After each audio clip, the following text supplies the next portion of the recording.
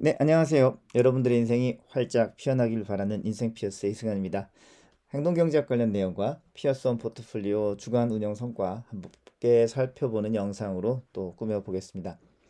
우리 5장에 앵커링 공부하고 있었죠? 앵커링. 앵커는 닫히다. 이 배가 흔들리지 않도록 꼭 묶어두는 거, 이것을 앵커링이라고 하는데, 우리도 생각 속에서 무언가에 꼭 묶여 있거나 벗어나지 못하는 것, 이런 것들을 관련해서 앵커링이라고 표현을 합니다.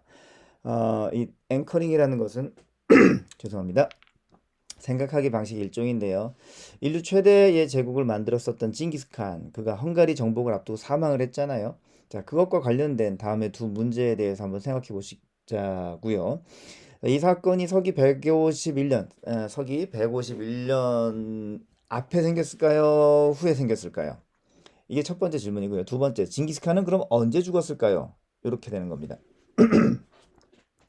징기스칸이 죽었던 것에 대해서 그냥 물어보는 것과 151년이라는 수치를 언급하면서 물어보는 것, 이 두 가지가 있는데, 이 앵커링 얘기하고 있습니다만, 이 앵커링은 꽂힌다는 뭐 이런 것과 비슷한 뜻이거든요. 한번 무언가 꽂히고 나면 다음부터 하는 생각에 영향을 미치게 돼요. 이 첫 번째 문장에 나온 AD 151년, 이거가 위장이나 그 함정에 해당이 되죠. 정말 151년과 어떤 관련이 있을까? 징기스칸의 사망과 어떤 관련이 있을까? 궁금하면 찾아보겠죠. 찾아보면서도 이 151년과 관련된 숫자가 있을까라면서 찾아보게 돼요. 그래서 사람들이 이 151이라는 생각에서부터 자유롭지 못한 상태로 정답을 맞추게 되려 자유롭지 못한 상태로 정답을 맞추려고 하다 보니까 실제로는 정답을 맞추지 못하는 것이죠. 결국 이렇게 저렇게 헤매다가 또 이 질문 자체가 AD 151년이라고 언급했었기 때문에 자기도 모르게 뭐 158년 또는 뭐 148년 이런 식으로 이 제한되었었던 숫자 151에 근접하게 답을 쓰게 된다고 합니다. 실제로 징기스칸이 사망한 연도는 서기 1229년이라고 하죠. 자, 이렇게 뭔가 소비자들에게 또는 우리 머릿속에 박아놓는 것들이 있어요. 이건 이제 마케팅이라든가 제품을 파는 쪽에서 소비자를 향한 많은 장치들이 작동되는 원리이기도 한데요. 미국에서는 다이아 반지 관련돼서 이렇게 표현했다고 합니다. 다이아 반지는 두 달치 급여에 해당한다. 이런 홍보 문구 때문에 실제 다이아의 그 원산지 가격, 유통 가격, 세공 가격, 그리고 다른 다이아몬드 반지의 일반적 가격 이런 것들을 잘 몰라요. 다이아몬드 반지는 보통 결혼할 때 사용되는데 우리가 좀 익숙한 파트가 아니죠. 청혼할 때 다이아몬드 반지를 이렇게 제시하잖아요. 저랑 결혼해 주세요. 근데 이거를 매일매일 하는 사람은 진짜 없을 거 아니에요. 어쩌다가 진짜 일생에 한 번, 그리고 사회생활을 많이 못했었던 뭐 30대 중반 정도에 진짜 두 달치 급여를 모아서 선물을 하면서 청혼을 하는 경우가 있는데 이거를 매일 하거나 매달 하거나 뭐 매년 하거나 그런 사람은 없을 거기 때문에 다이아몬드 가격에 대해서는 공정 가격을 몰라요. 공정 가격을 모르니까 그냥 다이아몬드 반지는 두 달치 급여에 해당한다. 요렇게 머릿속에 생각을 하고 살다가 다이아몬드가 뭐 한 500만 원이요, 600만 원이요 그러면 그쯤 되는 게 맞는가 보다. 이렇게 되는 거죠. 사실 다이아 가격이 막 오를 일은 없는데 광물이니까 그냥 캐다가 팔면 되잖아요. 그런데 인플레이션을 따라서 다이아 가격도 계속 올라갈 수 있는 것이 이 두 달치 급여. 그러니까 급여는 인플레이션 따라 올라가잖아요. 그래서 두 달치 급여에다가 다이아 가격을 이렇게 매칭시켜 버린 거죠. 그러다 보니까 사람들이 다이아 가격이 올라가는 것도 그럴듯하다라고 인식을 하는 거예요. 특히 청혼을 할 때 다이아 반지가 허접하면 여자들이 어떻게 생각할까라는 걱정이 남자들 머릿속에 가득 차 있죠. 여자가 만약에 당신은 나를 데려가는데 두 달치 급여도 충분하게 투자를 못 한다면 내가 당신을 믿고 살 수 있겠어? 라는 말을 들을까 봐 어쩔 수 없이 두 달치 급여를 털어가지고 다이아 반지를 사야 되는 이런 딜레마.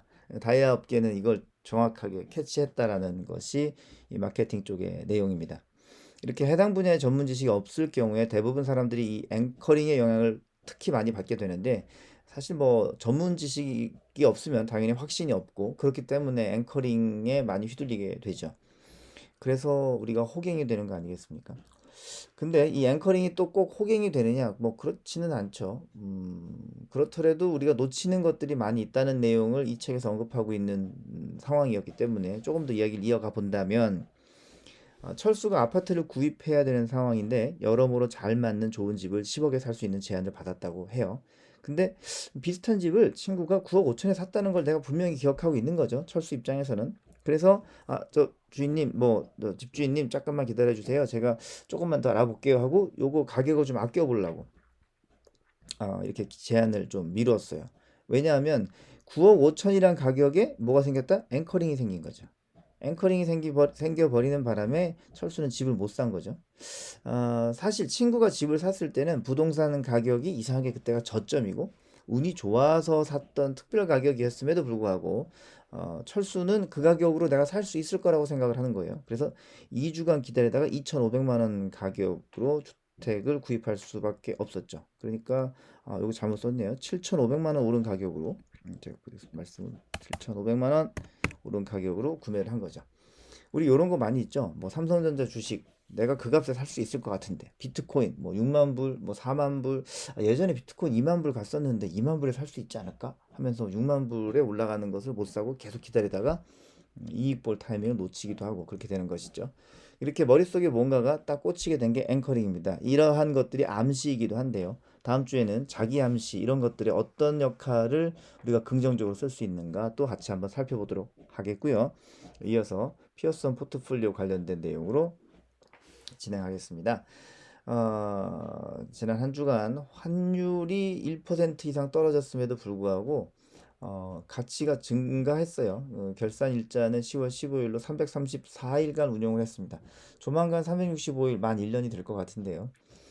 가중평균 수익률이 13.74%로 지난주 대비 1%대 진짜 상승이 있었고요. 연환산 수익률은 14.28%의 상승이 있었습니다.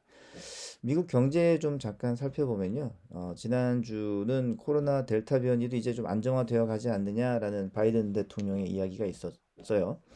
네, 이제 그러다 보니까 뭐 델타 변이 때문에 일이 됐느냐 안 됐느냐 경기가 사냐 마느냐 이런 얘기들이 오고 가다가 좀 가라앉게 되었고요. 이제는 그 자체 테이퍼링과 직접 연관된 얘기들이 많이 나왔습니다. 특히 이 물가 상승률이 좀 계속 관심이 많죠. 왜냐하면 미국이 돈을 계속 풀기 때문에 돈이 많이 넘치니까 넘치는 돈 때문에 물가도 올라가는 거죠. 그래서 그 물가 관련된 내용들을 좀 언급된 것이 뭐가 있느냐?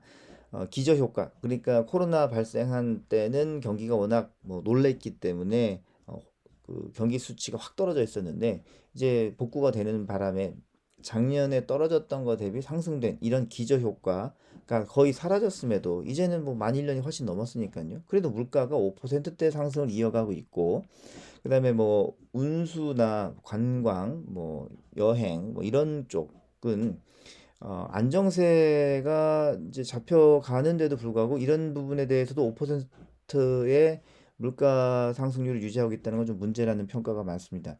그리고 미국민의 가계소득 부분에서 상당수를 차지하는 주택 등의 뭐 임대료는 지속적 상승을 이어가고 있으면서도 에너지 가격도 계속 상승세예요. 그래서 뭐 안 올라가는 게 없는 상황이기 때문에 FED, 페드에서도 테이퍼링 연기는 더 이상 어려울 것이다라는 얘기가 많고 뭐 11월 초냐 중반이냐 뭐 후반이냐 아니 12월 초냐 요런 정도로 즉 다음 달 되겠네요. 머지 않았겠네요. 그 조만간에 테이퍼링을 하지 않겠느냐. 돈을 좀 그만 풀어야 물가가 그만 올라가는 것 아니겠느냐. 뭐 이런 내용들이 좀 있었습니다. 사실 뭐 경기에 대해서도 IMF라든가 고ld만삭스도 2021년도에 미국 경제 성장치, 올해 경제 성장치를 조금씩 낮췄어요. 테이퍼링 때문에 조금 회전이 낮을 거라는 의견 때문에 그런 것이겠죠. 그런데 신기하게도 여러 걱정 속에서 미국 기업들의 실적이 월가 예상치를 상회하는 발표가 지금 이제 또 지난주부터 나왔잖아요. 그래서 3대 지수 모두 상승으로 한 주를 마감하였습니다. 분명히 수치는 좀 걱정이 되고 그런데 또 실적 발표는 또 좋단 말이죠. 참 그래서 예상해서 무언가를 하기보다는 그냥 꾸준한 어떤 루틴화 시켜서 투자를 이어가는 것들이 가장 좋은 일이 아닌가라는 생각을 해봅니다. 지난주 마감일 대비 다우존스 1.58, S&P 500 지수는 1.82, 나스닥은 2.23%의 놀라운 상승을 이루어내었습니다. 다음 주에도 여러분들과 함께 즐겁고 재밌는 이야기 그리고 경제에 도움되는 이야기 나눌 수 있도록 준비해 가지고 오겠습니다. 한 주간도 즐겁고 행복한 시간 되시기 바랍니다. 다음 주에 뵙겠습니다. 안녕히 계세요.